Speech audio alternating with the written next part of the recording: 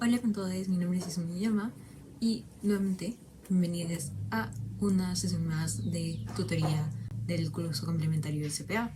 El día de hoy vamos a tocar el tema de comprensión de información y básicamente en este vamos a ver las maneras en las que podemos utilizar los resúmenes para comprender información que se nos puede hacer compleja, sobre todo útil en los temas en los que tenemos mucha información o en los que son conceptos que se nos pueden hacer difícil de organizar, difícil de relacionar o cualquiera de estas cosas. Entonces, espero que este video les sirva bastante. El primer tema que vamos a evaluar van a ser los resúmenes efectivos. ¿Qué es un resumen efectivo? Bueno, en el campo de la comprensión de información, un resumen efectivo va a tener tres componentes importantes: el parafraseo, la organización y la relación. En cuanto al primer punto, el parafraseo. ¿Por qué decimos que un resumen efectivo tiene este componente de parafraseo? Porque un resumen es tomar esta información que yo he grabado de alguna manera del momento en el que estuve obteniendo la información, ¿no es cierto? Y para comprenderla, yo la tengo que parafrasear, la tengo que poner en mis propias palabras. Entonces, cuando hablamos de parafraseo, realmente estamos hablando de hacer una traducción de los términos quizás un poco literales en los que hemos como grabado la información en ese primer momento de obtención de información y ponerlo en mis propias palabras de manera que sé que lo estoy comprendiendo. Entonces, un resumen no es solamente el hecho de tomar notas y anotar los conceptos claves, sino es saber que tú conoces suficientemente bien los conceptos claves como para poder resumirlo en tus propias palabras.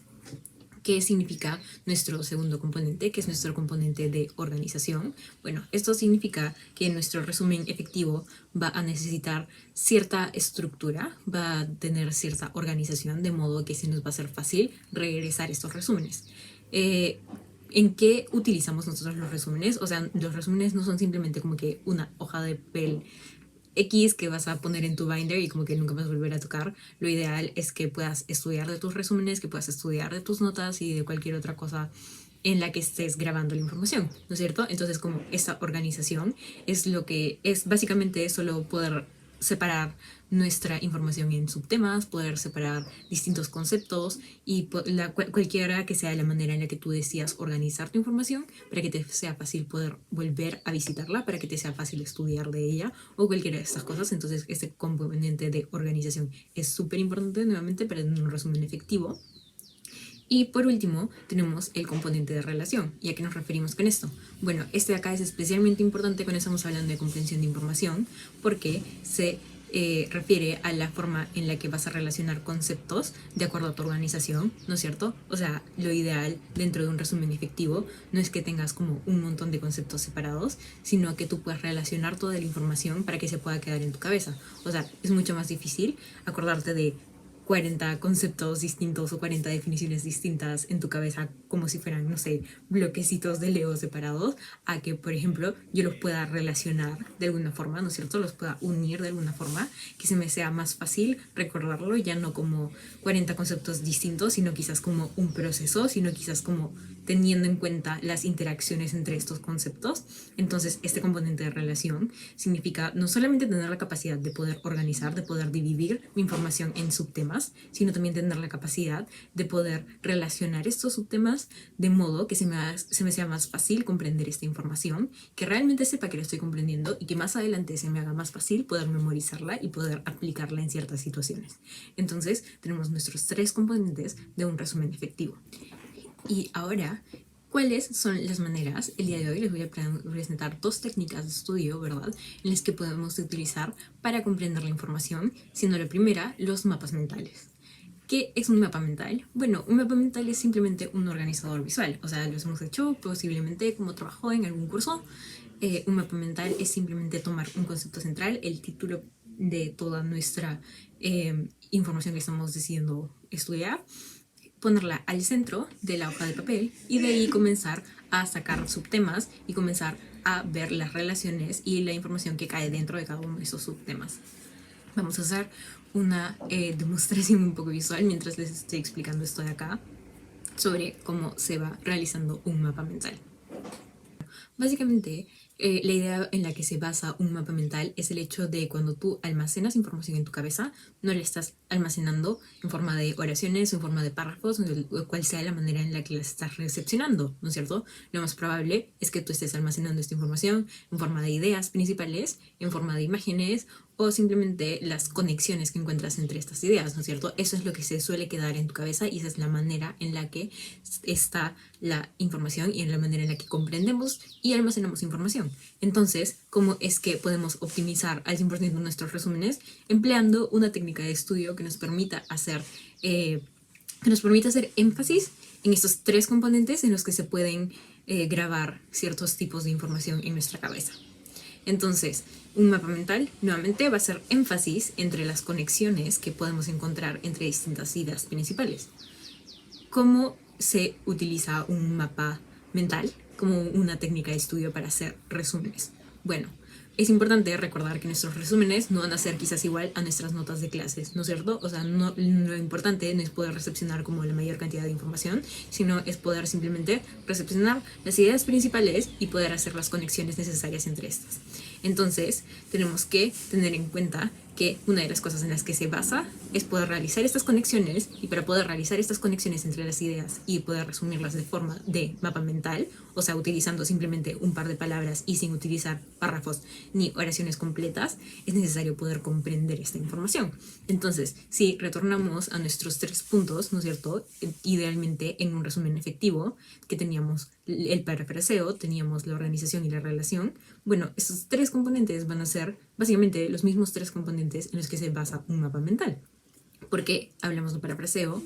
Porque en un mapa mental, nuevamente, nuestro como máximo de palabras es menos de una oración. Entonces quizás estamos hablando de unas 2-3 palabras por cada una de las ramas en las que estamos haciendo. Entonces, este primer componente de parafraseo va a ser como obligatorio, de cierta forma, para poder realizar un mapa mental. En segundo lugar, este componente de organización es un organizador visual, entonces como creo que es bastante obvio, ¿no es cierto? Nos permite ver como de una manera muy visual cómo se están relacionando todos los conceptos y nos permite también ver a simple vista cuáles son los subtemas que se está tratando y dónde están incluidos los conceptos de acuerdo a cada uno de esos subtemas, ¿verdad? Entonces, el segundo componente de organización también lo está cumpliendo. Y por último, ese componente de relación, bueno, esto nuevamente va ligado con el hecho de que el mapa mental es un organizador visual, ¿no es cierto? Que se está basando prácticamente en ramas que están saliendo de un círculo, bueno, de nuestra idea principal. Entonces, estas relaciones son fáciles de observar, están unidas literalmente por líneas que nosotros estamos haciendo. Por último, ¿cuáles son mis recomendaciones en cuanto a realizar mapas mentales? Bueno, personalmente, obviamente es hacerlas a mano. O sea, ahora podemos encontrar 1000 programas en internet que nos puedan ayudar a hacer mapas mentales. Y eso es muy útil quizás cuando estamos hablando de hacer trabajos, de que algún trabajo de algún curso es realizar un mapa mental de un tema.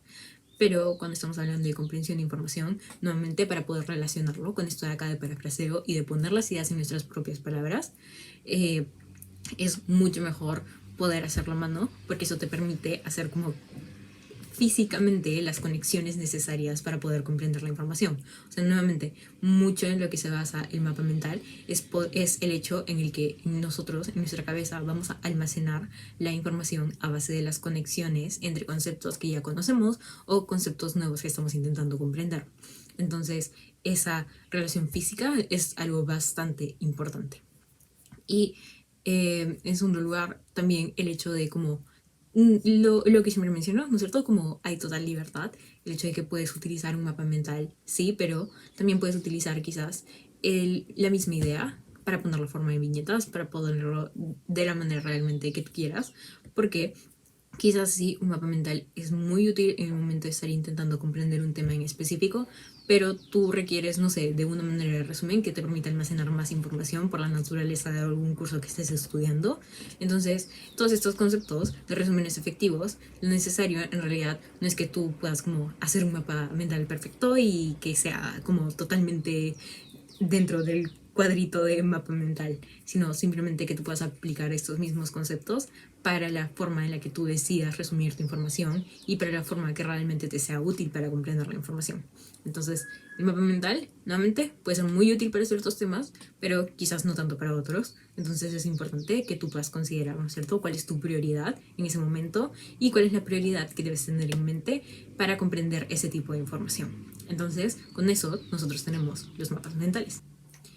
Y ahora vamos a ver una forma y una técnica de estudio que se nos puede quizás hacer un poco más laboriosa, pero puede ser bastante útil en el momento de que estamos hablando de información que realmente necesitamos comprender muy bien y que realmente debemos encontrar una manera que, sin importar cuán laboriosa sea, permita que la información esté en nuestro cerebro, ¿no es cierto?, y sea comprendida de la mejor forma. Entonces, este acá va a ser el método de SQ4R.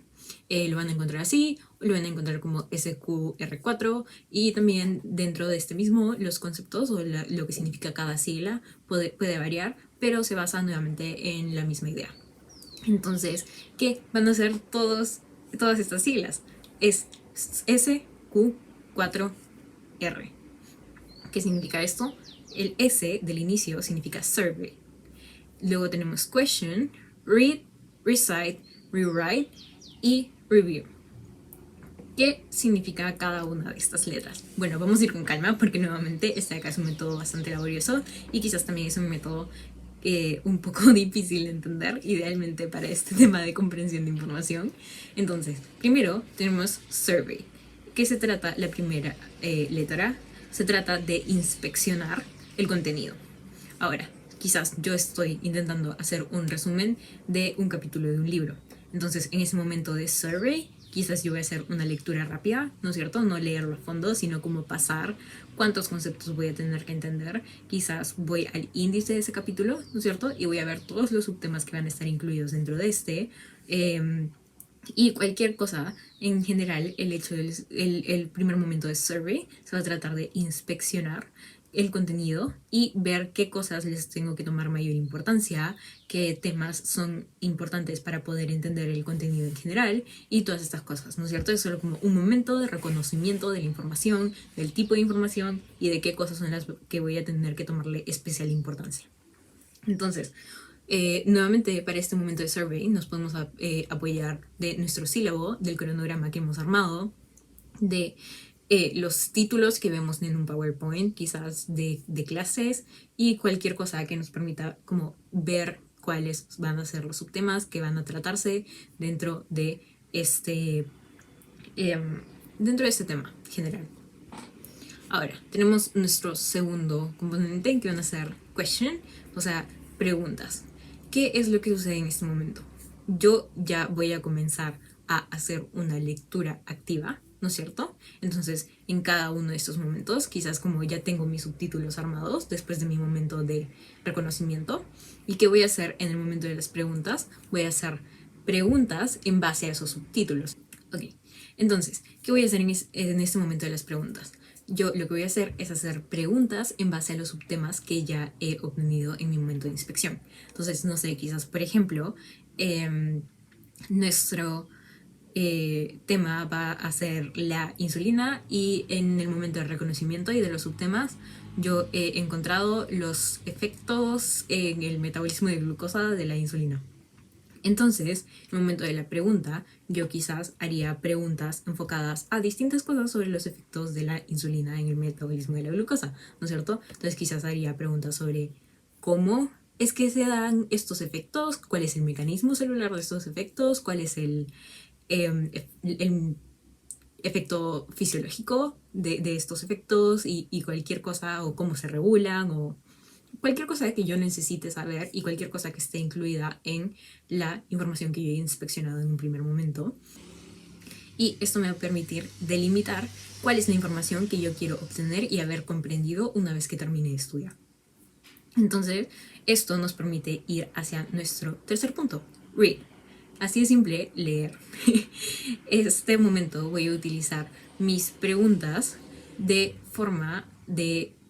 En este momento voy a utilizar mis preguntas para tener un cierto mapa de qué cosas tengo que prestar especial importancia en el momento de leer. Entonces, quizás si mi pregunta era cuál es el mecanismo de acción de los efectos de la glucosa, yo lo que voy a hacer en el momento de leer es prestar especial atención al párrafo en el que están mencionando eso. Voy a prestar especial atención a cualquier cosa en mi información que va a responder esa pregunta. Y ¿qué hago después de leer activamente, de leer teniendo en cuenta mis preguntas? Lo que yo voy a hacer es tomar mi hoja de preguntas y responderlas en voz alta. O sea, voy a tomar cada una de las preguntas y voy a ver cómo, con lo que he leído, tengo hasta dónde llega mi capacidad para poder responder a todas estas cosas. Y luego de eso, yo voy a escribir mis respuestas. Entonces, con esto estamos abarcando otras dos R's que vendrían a ser recite, recitar, y rewrite, que vendría a ser reescribir o, bueno, grabar de alguna cierta manera la información que yo creo que es importante que se me quede de todas estas preguntas, ¿no es cierto? Que responde a las preguntas que yo he delimitado en cierto momento. Entonces, ¿qué sucede con estos 3 puntos que vendrían a ser read, recite y rewrite? El punto es que yo voy a seguir en este ciclo hasta que yo tenga toda la información y hasta que yo pueda responder con confianza todas las preguntas en voz alta. Entonces, quizás yo en un primer momento, en recitar, no pude responder de la mejor manera. Quizás tengo que volver a leer esa parte, tengo que volver a leer activamente e intentar comprender esa información, volver a recitarla e incluir en en reescribir, ¿no es cierto?, como respuesta a mi pregunta, estas cosas que se me habían olvidado, estas cosas que yo no había podido recitar de la mejor manera.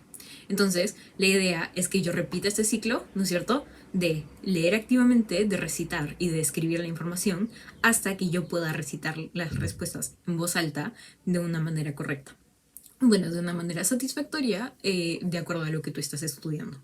Entonces, una vez que he terminado todo este proceso, voy a tomar mi última R, que es review, revisar la información. Entonces, quizás yo ya terminé, ya creo que tengo toda la información, o sea, he regresado las veces que se me fuera necesaria a mi texto original, a mi información original, para incluirla en mi resumen.